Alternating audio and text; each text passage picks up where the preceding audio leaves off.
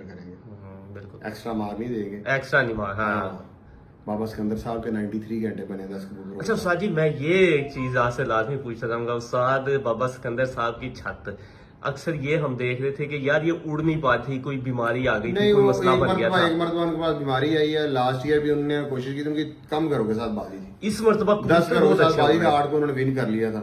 इस मरतबा उनकी भी बाजी तकरीबन कोई 63 करों के साथ ही है।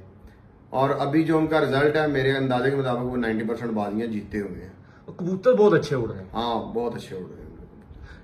क्या कोई उधर सीन वहां पे उस्ताद बाबा सिकंदर की छत पे ऐसी क्या खास चीज आई है? आपकी तो बात होती रहती है ना। बंदा जब उड़ना स्टार्ट करता है ना किसी भी इन्वायरमेंट में जाके, तो फिर आपको कोई 1-2 सीजन लगते हैं।